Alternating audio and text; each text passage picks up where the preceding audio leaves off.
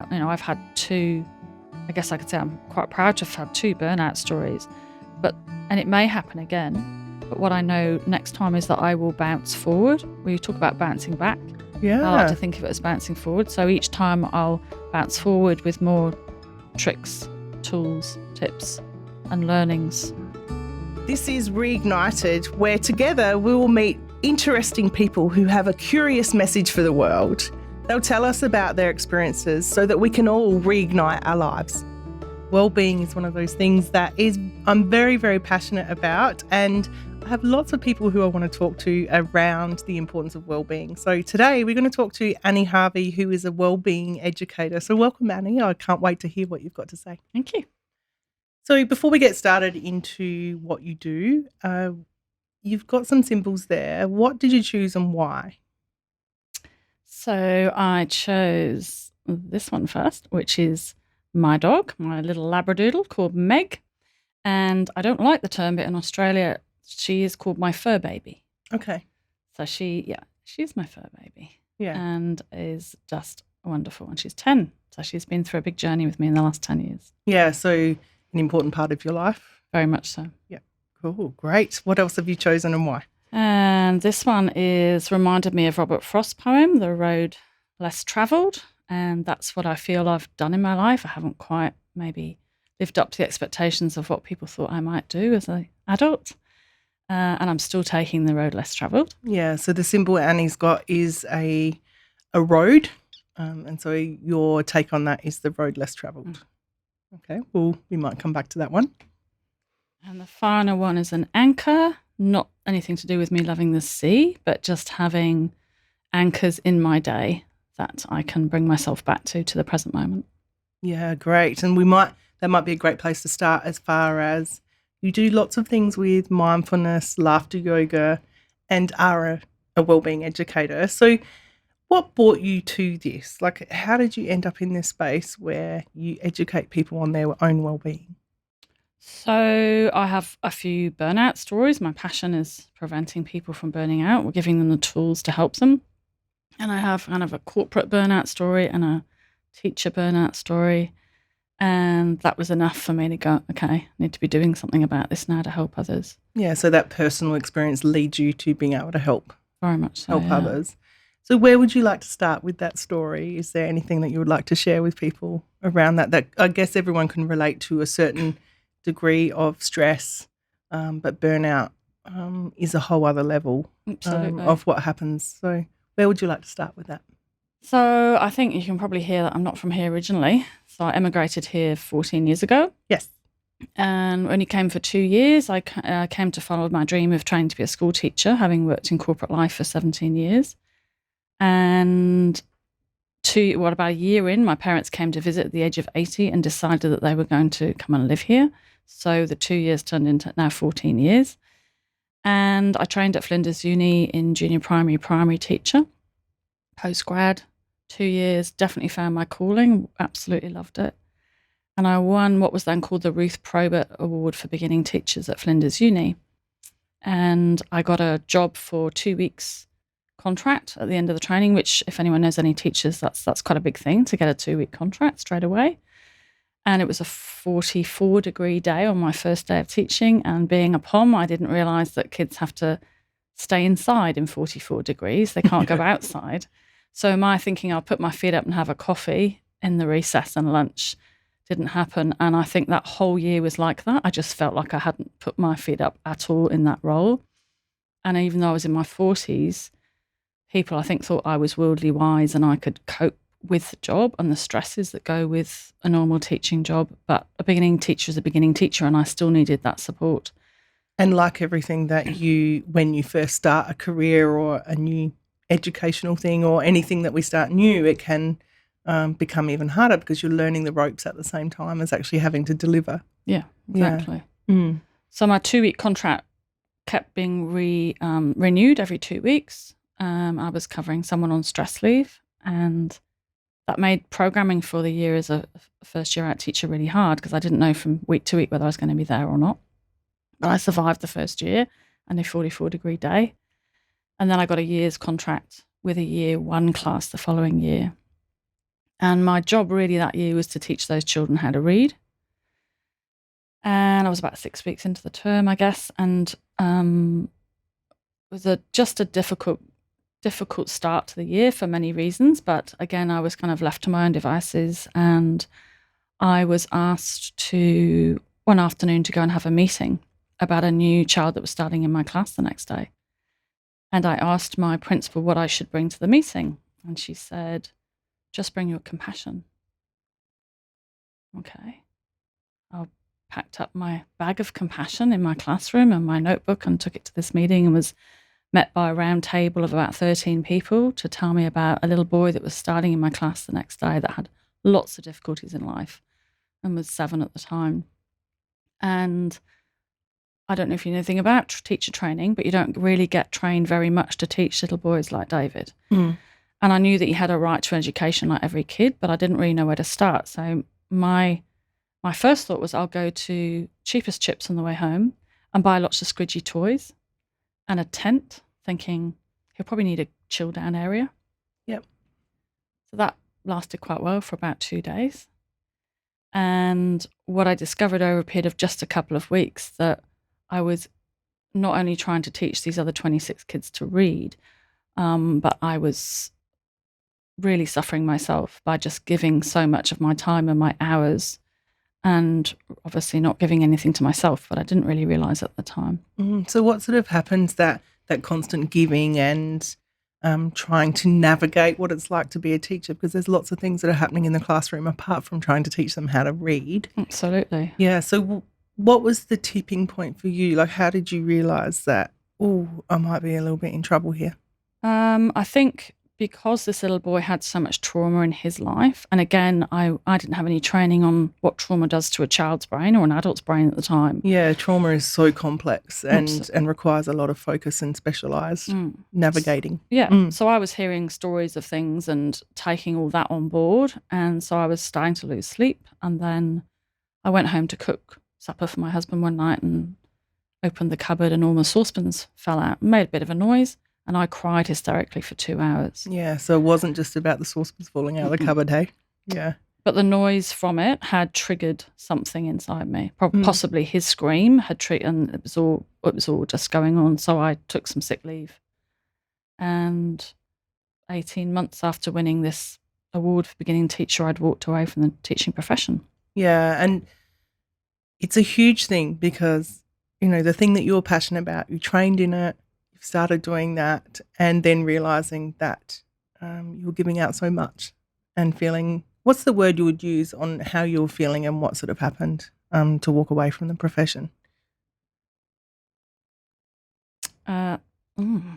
Spent, I think, at the time. I now know what it was. Well, I know it was burnout, but I think with my research I've discovered that, ironically, having been asked to take my compassion to that meeting, I wasn't giving it to myself. And there is a thing called compassion fatigue, which I think I was actually suffering from. Yeah, and I definitely work with a lot of people in the art therapy space who have some of the signs. And a question that I ask in lots of my workshops is, how are you and how do you know? But also that sense of giving all the time and being compassionate for others, yet we need to do that to ourselves as well. So is that what's led you to be focusing on things called the still effect, the things that you stand for now? Yeah, I think in my 50th year, what came about originally was I wanted to do 50 things in my 50th year. I didn't have a bucket list. It was just a case of saying yes to everything, which got me into trouble sometimes. And one of the things was to do a TEDx talk. That was actually on my list to do. Yes. And I managed it within that 50th year. That's where you and I connected as well. And I had to come up with I thought I had to come up with an acronym for my talk. And how that came about was I bet myself that I could make the town hall in Adelaide, 1,000 people, laugh out loud in 3 minutes, I think I said at the time. Yeah. And laughed as I pressed enter on the keyboard for the application, because there's no chance I'm going to get a chance on that red dot. And then they phoned 2 weeks later and said I'd got it. And I said, great, do I have 10 or 12 minutes? Because that's how long everyone has. And they said, well, you've got 3. You asked for 3 minutes. Yeah. So they doubled it to 6, and I came up with the acronym STOP, Inhale, Listen and Laugh, so STILL, and that's where the STILL effect was born, really. Yeah, so let's talk about the STILL effect. And also that thing of putting it out there that you wanted to do a TEDx talk, and what do you know? Here it is. The opportunity is there. So let's talk about the STILL effect. You said it stands for 4 different things. Let's start with the first 2. It's actually 5 different things now. 5 different things now. Oh, you've expanded it. Yes, I have. So S is for stop, and talking about stop the cycle of stress in your body physically. Mm-hmm. And then T is for take care, and I talk about strategic self-care plans and what that looks like. I is for inhale. L is for listen, and the last L is for laugh. Yeah, so let's start. Why is it important? We'll go through each of those elements, because I think it's really important for people to consider this. Why is it important to stop? So the S for still. I think many people that I know certainly live on the fact that they are this BUSY word. I'm trying to ban it from my vocabulary, even though it's actually written on the front of my book. So I need to put a big white cross through the next reprint. But I've actually changed the terminology. Instead of saying busy, I'll say I'm full, because quite often I'm full and busy because I love what I'm doing. But it's when it becomes detrimental that it's a problem, isn't it? Yeah. And I think people live in that with that badge of honour that they're busy. And, you can go to the supermarket at 9 o'clock in the morning and someone say, have you had a busy day? Like, it's 9 o'clock in the morning. No, not yet. Yeah. Or sometimes I'll say, no, I haven't. And people don't know what to say. Yeah. Or I quite often observe people being busy. It's really interesting, isn't it, if we stop and think about our language and our construct around busyness. Yeah. So it's important to stop. Yeah. Anything else with that you'd like to explain? The stopping for me is a couple of things, really. Stopping and self-reflecting, and that can take a period of time. But for me, it's using that anchor of coming back to the present moment as much as possible, and that's part of the mindfulness I teach, but not just the formal meditation, just around having those moments to notice when we have got heightened stress in our body, which is most of it is unconscious anyway, and to stop and just take a couple of breaths or look around for some colours or ground yourself with your feet. Yeah. And then move on. And if you can do that as many times as you can throughout your day when you're not feeling stressed or don't realise that you are, then that has a huge ripple effect. Yeah, so does that counteract the stress? Yeah, it's just turning down the stress volume, turning, not necessarily off the fight or flight, but turning the volume down. Yeah, great. And so the T, which used to be part of stop, is now take care. Why is that important, and why should we be doing that? Because we talk about self-care all the time. We do. But what's your take on that? I often say that it's not about bubbles and Band-Aids. I think, we can Google what self-care is and we all know what it means, but whether we're doing it healthily and just to have a few different ideas. So one of the things I talk about is a thing around decision fatigue. And that was really when I was a teacher, about imagining how many decisions a teacher has to make every day with a class of 30 little customers in their room. And it's huge. And it depletes your energy, it depletes your willpower. And then people get surprised when they can't go to the gym at the end of their working day or whatever. So I started looking into decision fatigue. It's actually a thing. Yeah. And then how I can reduce my decisions during my day. So examples of that might be, I know every night before I go to sleep what I'm going to be eating 3 times the next day because it's on my fridge. I know what I'm going to wear the next day if I've got an appointment, or I know which route I'm going to drive to work. So just as many decisions can be taken out of my day, so I've got enough energy to get through it. Yeah, I really like that. And I remember a couple of years ago I went to a retreat in Bali, and it was for a week long, and the thing that I loved and really highlighted to me, I didn't have to make a decision for a whole week, and how liberating that was. Actually, all I needed to decide was what I was going to eat off the banquet. It was a pretty tough life.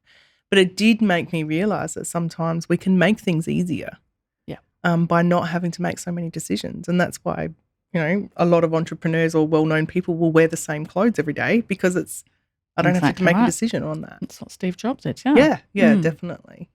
So that sense of taking care, is there anything else you would like to add with that? My big thing would be around healthy relationships. Yes. So having the right people. Jim Rohn once said that we're the average of the 5 people we spend most time with.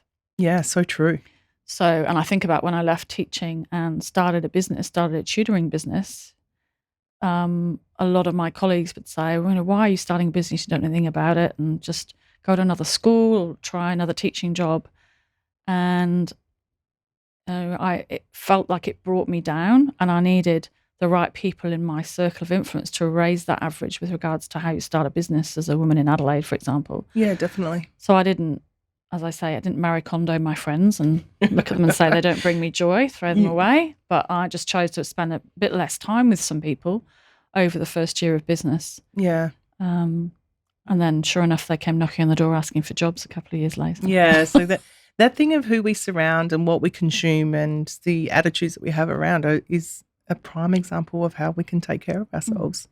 And the other thing that comes to mind with that, I quite often ask my clients to sort of consider, what do I need right now?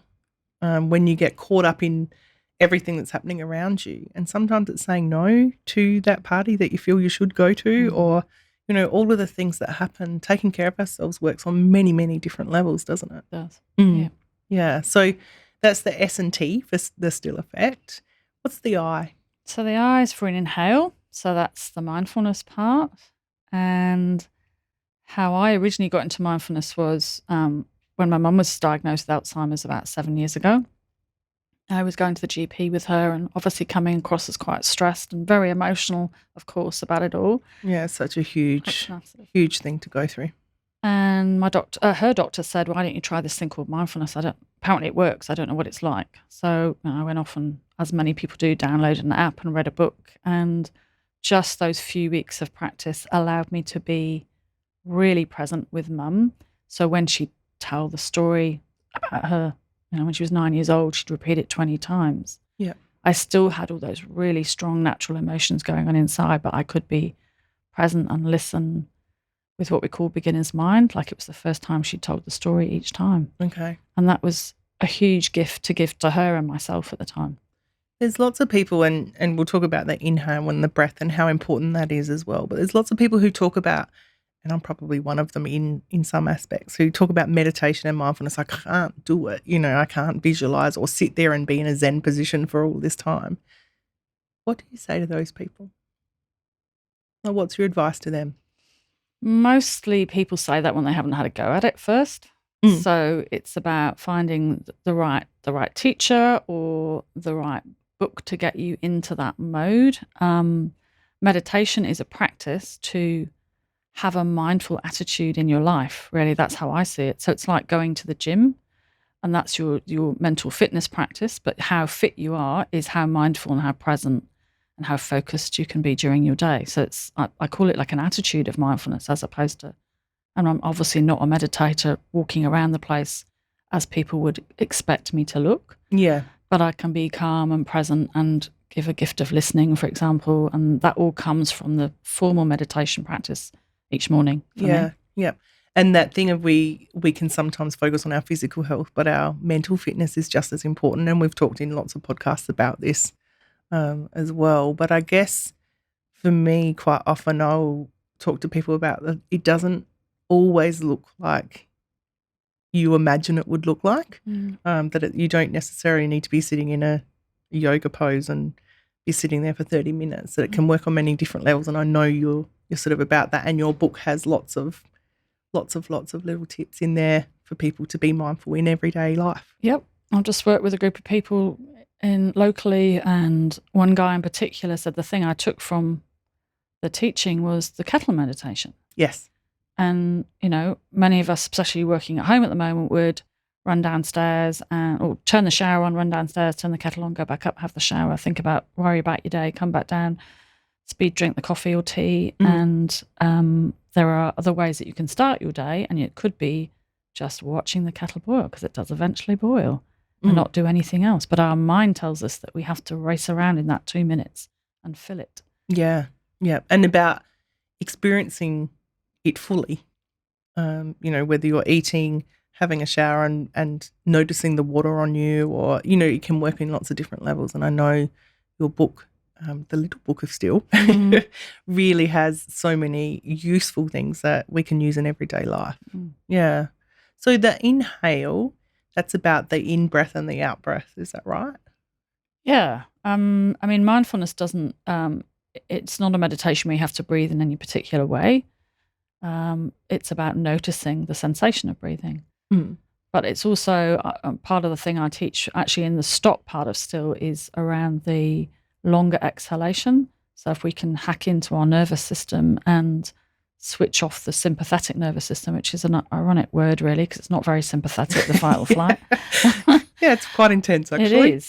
And if we can double that exhalation, then we're going to be able to do that. So, I call it a double breath or whatever. There's 4-7-8 breathing, but I often find that quite hard to do. So I just think of a double number. And I teach it to kids with maths as well. So can you double 4? And how long have you got to breathe out for? 8. And teach them to do it through blowing bubbles or soft toys on their belly and that kind of thing. So, or even adults to do that just because we often are told to take a deep breath or calm down, but we're not actually taught how to do it. Yeah. And what does that do when we do take a deep breath? And what does that do for our whole sense of wellness and being? Just got to try it. Yeah. I have tried it. And I do know, but it does actually physiologically change things and is beneficial because it does, stop the fight or flight response. You just feel like, I call it like a gear shift, I guess. You just feel like a slight shift in your physiology, but you have to practice it and you have to notice. And to practice it while you're not stressed is the best thing. But yeah. So it becoming a habit. Yeah. So I've got a situation with visiting my dad at the moment in aged care, and it's always quite a stressful visit. So on the way there in my car, I will do that, for a 5-minute drive, I will do that deep double breath pretty much all the way there. So I've done it the opposite way around. Instead of getting stressed first and doing it the way home, I turn down that volume really low before I get there. And that seems to really help. So it's sort of like that turning down the volume prevents it raising. Do it other ways. I sing at the top of my voice to loud 80s tracks as well and get very funny looks at the traffic lights. Yeah, go the 80s. Yeah, nothing like cranking tunes in the car. That's good. So the first L in still is listen. Why is that important? For me, it was around the transition from a business of tutoring children to the wellbeing side of my business, and it was going into work on a daily basis, still loving working with kids, but noticing that what I was doing, and it wasn't until I was asked, what are my values, what are my strengths, that daily role was not aligned with them anymore. Yeah. That they had changed. When most people's values will change over a period of adulthood, but mine had really changed, and there was something that was just not right each day, and I couldn't pinpoint until somebody asked me what those were. So I work with people on how they can find out what their values are, because actually if you ask a lot of people, they won't know what to say, or they might just say family, which is great, but what else is there? Yeah, and what does that actually mean? Yeah. And our values are actually our sense of who we are, and they can shift, and as we get into different age brackets, they certainly do shift. Yeah. So how does the listen come into that? It's about being true to yourself. So understanding what they are first, however you go about doing that, and then for me, it was about listening to my body language when things weren't aligned with my values more than anything. Yeah. I mean, I could listen to our crazy negative brain a lot of the time, but I listen to my body and I know pretty soon if it's not aligned. Yeah. With those strengths. Is that a little bit of that gut feeling and just that sense of being that comes from within, taking notice of that for yourself? Yeah. And also around the gift of listening. So I work with quite a lot of parents, of teenagers. Teenagers know when they're not listening. Yeah, they've got the biggest bullshit meters there is ever out there. Yeah. So if you can give the gift of listening, which, mindfulness is a perfect training for that, on how to be really present and not just use your ears. There's a beautiful Japanese symbol for the word listen, and it involves the ears and the heart and the mind and not just these things that we think. So people want to be heard, not necessarily. I like to say that it's about listening to understand rather than fix. Yes. Yeah, People definitely. go, oh, can you do that? And I know in my therapy training, we quite often talk about, well, we're actively listening as a therapist all the time, but the difference between hearing and listening. Yeah, Hmm. hearing to answer or to actually listen and understand, which is what you're talking about. Yeah. Yeah. So it's not just about the ears, it's about the whole being. Hmm. Yeah. Anything else? And I think what also comes to mind with that is that whole sense of using our senses. And that's what your mindfulness is about, isn't it? It's tapping Yeah. into the whole sense of who you are and accessing those things so that you can actually move through. And one Yeah. of my favourite meditations is a sound meditation, which you can do anywhere. And people say, oh, it has to be really quiet for me to meditate. And, going back to those saucepans falling out of the cupboard, that's loud noises are still a trigger for me from that classroom years ago, 10 years ago now, actually. But I'm able to be around those noises and notice that I'm triggered and have the grounding mechanisms to not react like I used to, I guess, with the 2 hours of crying and Yeah. Yeah. so I'm able to be with those what we call frustrating noises, whether it's the leaf blower, that's the thing that gets me most of the time. I can be with it. I can notice the tone of it. I can watch the person that's using it and just listen to that actual sound rather than blocking it out, because that's that whole suppression all the time is just going to come back even louder. Yeah. So rather than being triggered by it, it's noticing it. And what does that then do? Like, is it that you feel removed from it or you're able to manage it, or can you explain that a little Because bit? the notice is normally the uncomfortable feeling, so which might trigger a memory or the other way around. And I now know through training that the uncomfortable feeling in my body isn't going to kill me. And that's the thing I was scared of. So if I can learn to be as present as possible and actually notice where I'm, so normally it would be in my throat and I would be able to notice and be curious about it. Curiosity is my top strength. So I use that all the time, and most of the time it goes away. Yeah. And then I've forgotten what I was worrying about anyway. Yeah. Yeah. I think it's really important to know that when we're uncomfortable, there's information there for us. And I obviously sit in a space where people have discomfort a lot with emotions or experiences and things like that. But it's about trying to be with it rather than avoid it, because the more we avoid it, it comes out in other ways. Yeah. It's that beach ball that you push down into the pool or the ocean. Yeah. It's going to bounce back and hit you in the face. Yeah. And go pretty high at some point, and that could hurt. Yeah. Yeah, definitely. So let's talk about the last L, because this is a really interesting one and something that we've talked a lot about. So would you like to explain what the last L is in Still? So the last L is laughter. And this came about by, I went to the Happiness and Its Causes conference maybe 5 years ago to watch the Dalai Lama speak. And in the breakout session, my friend and I were looking for different things and we could learn how to power nap. I'm quite good at that, so I didn't need to do that. It's a very, very, very good thing for your brain. Great skill to have. And the other thing was this thing called laughter yoga. And I said, I don't really like yoga. And she said, I don't think it's got any yoga in it. I think that they're just all standing in their normal clothes. Let's go and try it. So there's no downward dog? No downward dog at all. Okay. No. And half an hour later, I was on such a high and I had to calm myself down to then go back into the auditorium to watch the Dalai Lama come onto stage. Quite a contrast. It was. But a very memorable day. And I remember thinking, I want to train in this. I want to take this feeling back to Adelaide and train other people. Yeah. So what's happened with that?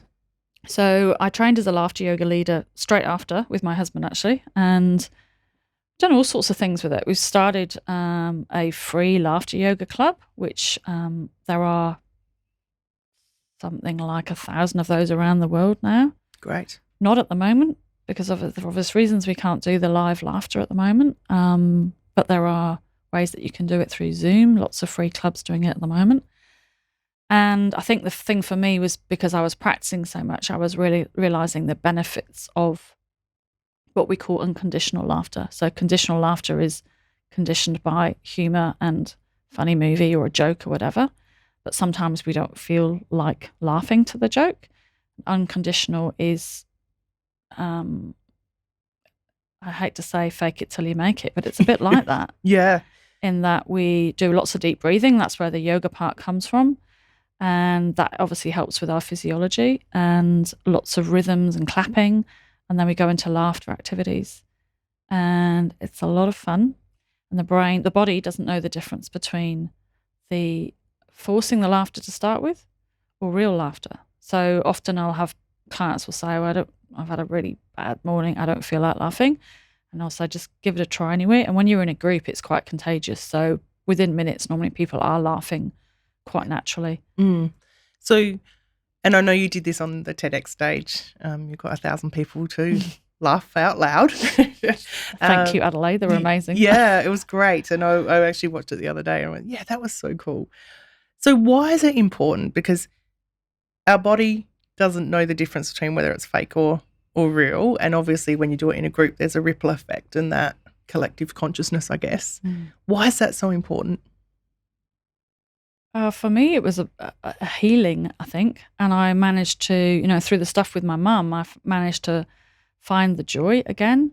Because I really told myself, I feel guilty. I can't watch a funny movie. But I was able to do this laughter. And I have routines that I do myself a few times in the bathroom mirror during the week, for example. And it's a great social connection for people. There are lots of health benefits behind it, obviously. But for me, it was around it can release all 4 really great chemicals. It releases dopamine, oxytocin, serotonin, and endorphins all at the same time. Wow. And it's completely free and we can do it wherever we want. Yeah. And it doesn't have to be anything funny or, so the benefits of laughter is something that people probably don't talk about. No. Quite as much but we as know how good we feel when we've had a good laugh with friends. Yeah, definitely. And it's your whole body. Yeah, definitely. So I'm a bit hesitant to do this because I'm like, how do you do the fake laughter? Like, do you just launch in, or what's your routine when you look in the mirror? When I look in the mirror? Yeah. So, and you can have certain frustrations. So if you think about, troubles of the week, something that's frustrated you, and you'll ask what emotion it is and where do you feel it, and then you'll turn that emotion into something based around the thing. So say someone's washing machine, that's normally a fridge or a washing machine is broken. That's what I get quite a lot of initially. And we will all turn into pretending to be washing machines and run around the room laughing at the same time. Yeah. Sounds really crazy, kind of without seeing it or hearing it. Yeah. I have been at a couple of workshops where you've done it, and it is, if someone walked into that room, they'd be just like, what is going on?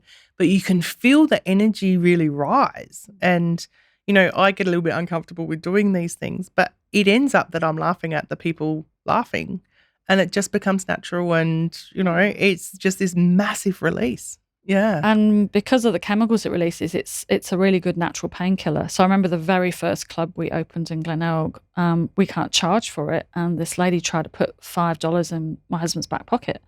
And he said, no, we can't take the money. And she said, seriously, I need to pay you because I've just gone through a really hideous divorce. I've had a hip replacement and I feel the best I have felt in 2 years. Yeah. And that was from 40 minutes of laughter and breathing and connecting. And so it just works on lots of levels. So you can just do a fake laugh. Absolutely. I hate using the word fake because it's actually real. Yeah. But, just let it out. And I think if anyone watches your TEDx, they would know. They would know, yeah. Without doing it, my morning routine would be most people would floss their teeth. So I would put imaginary floss through my teeth not through my teeth, through my ears. Yeah. And that would be mental floss. So I just squeak it through a few times. See, you're already laughing. Yeah, there it is. You're not going to join in with me, are you? And then I would put instead of moisturizer, I put some laughter cream on. And even just, seeing, I suppose it's the mirror neurons. How would that work if I'm looking in the mirror at myself? But it does work. Yeah, it does. And just for a few minutes. And again, that's switched down the volume of the fight or flight at the start of my day. Yeah. It seems so simple, but it's very complex in what it actually does. And the benefits are huge. So is there anything that we haven't spoken about as far as wellness and well-being and looking after yourself and the still effect that you would like to sort of talk about? I think just for me, it's around, there are some really simple things that you can do. I think it becomes, because we often put ourselves to the bottom of the list, and it's that cliche of the oxygen mask. I know we hate hearing it, but it is about looking after yourself first to be a better parent, a better partner, a better peer. And there are some really tiny things that, it's like adding into your bank account, I guess. Yeah. Put the credits in each day. And I think, I haven't talked much about my burnout and what's happened in my life, but it's very hard to come back from it. And I know I work with people who have compassion fatigue and vicarious trauma and have totally burnt out. Is it that we need to be preventing and turning that volume down so that we don't get to that exploding point where we can't come back anymore? And that's why I call myself an educator, I guess. It's about understanding what it is and how it feels first. Yeah. To give yourself that check-in. Definitely preventing. But I also talk about, I've had two, I guess I could say I'm quite proud to have had 2 burnout stories. And it may happen again. But what I know next time is that I will bounce forward. We talk about bouncing back. Yeah. I like to think of it as bouncing forward. So each time I'll bounce forward with more tricks, tools, tips, and learnings to meet the next one if it comes. Yeah. So those, and I guess you're doing that daily practice in all of these things, because you don't just teach it, you actually live it as well, which is very evident in what you do as well. So if you had one message for the world, like what would be your thing if you could give any piece of advice or tip or anything on life? What would that be? Be kind to yourself, but really know how to do that. Yeah. Why be kind to yourself? Because I've learned that you really can't be kind to others unless you're kind to yourself. Yeah, it starts. But it's very us. hard. Yeah. And I think our society, family structures, lots of things and messaging that we get is that we have to be give. And we forget about ourselves in that. So that real coming back to you and what you need as well. Yeah. Yeah, so that we can prevent the burnout and the stuff that goes with it. So is there anything else that you would like to have as closing remarks or things? Because this is so full of such rich information that we all need to be reminded of. We sit in the wellness space, but it's always great to be reminded and have those practical tips as well. Is there anything else you think that we might need to pinpoint? I think you need to go and watch the TEDx talk. Yes. That's not a promo or a plug, but just to see what the laughter looks like. And yes. I think I've never met anyone that hasn't laughed just by watching it. And for me, that's a ripple effect. Yeah, definitely. So I had a guy watch it the other day with his 7-year-old daughter and phoned me to say, wow, we really needed that. They're in the Philippines having a tough time and they just phoned. So we literally just watched it and we all laughed as a family. Thank you. Yeah, and I think particularly at this time of our life when we are in incredible lockdown and things happening because of the pandemic, it's even more important, isn't it? Yeah, because we can be isolated. And don't feel selfish about laughing. No. Yeah, it's interesting, isn't it? There's something behind that when we can have that guilt and selfishness. They can come to you and work through process the guilt. Yeah, yeah, I'll process the guilt and he will help you laugh. Awesome. And do the stuff like that. So how do people get in touch with you, Annie? So my website is thestilleffect.com.au. Yeah. And you have the little book of still and, of course, the TEDx talk as well. So thank you for spending time with us and sharing such golden, information that is so useful and practical. And I know you're about trying to turn the volume down on stress. And we were talking before about the fact that we need to prevent it and do these practices so that it doesn't get to crisis point. So thank you for sharing everything with us. Thank you. For show notes and more information about my guests and to get in touch with me, visit ignitearttherapies.com.au.